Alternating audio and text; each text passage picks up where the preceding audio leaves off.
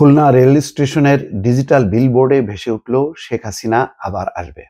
অদ্ভুত সব ঘটনা। এখন আওয়ামী লীগের পুরো ভরসা হচ্ছে এই ডিজিটাল প্ল্যাটফর্মগুলো, সোশ্যাল মিডিয়া। যে সোশ্যাল মিডিয়া ডিজিটাল প্ল্যাটফর্মের তারা খুবই নিন্দা করতেন এবং একেবারে অসহনীয় ছিল, এইগুলিকে তুচ্ছ তাচ্ছিল্য করত।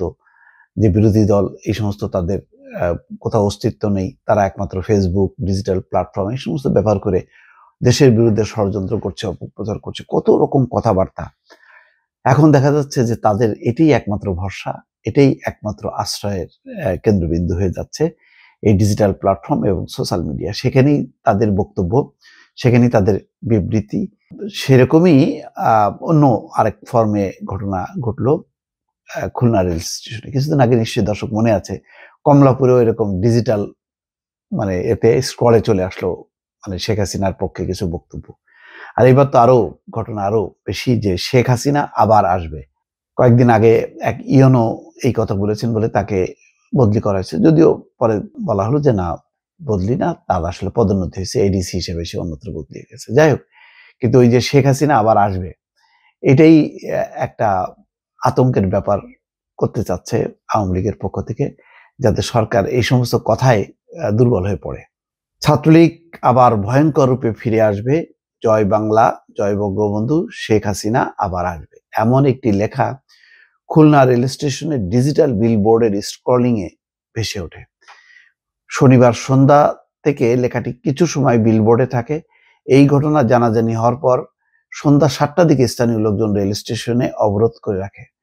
ওই ঘটনার সঙ্গে জড়িত অভিযোগে আসলাম নামের একজন রেলওয়ের এক অপারেটরকে আটক করে পুলিশ। পরে 10টার দিকে পরিস্থিতি স্বাভাবিক হয়।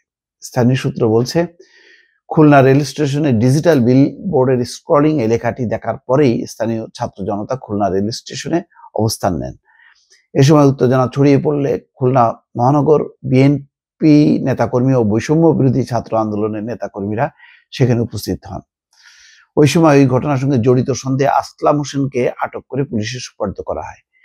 খুলনা রেলওয়ে থানা পুলিশের ভারপ্রাপ্ত কর্মকর্তা ফেরদৌস আলম খান বলেন, খবরটি ছড়িয়ে পড়ার পরপরই স্থানীয় ছাত্র জনতা স্টেশন মাস্টারের কার্যালয়ের সামনে অবরোধ করে রাখেন। পরে তারা আসলাম হোসেনকে আটক করে পুলিশের কাছে তুলে দিয়েছে, তার বিরুদ্ধে আইনানুগ ব্যবস্থা নেওয়া হবে। এ সম্পর্কে খুলনা স্টেশন মাস্টার মাসুদ রানা বলেন, ডিজিটাল বিলবোর্ড একটি প্রতিষ্ঠানের কাছে তৈরি করতে দেওয়া হয়েছিল। প্রতিষ্ঠানটি এখনো রেলের কাছে বিলবোর্ড হস্তান্তর করেনি। সরবরাহকারী প্রতিষ্ঠানটি ওয়াইফাই এর মাধ্যমে বিলবোর্ডটি নিয়ন্ত্রণ করত।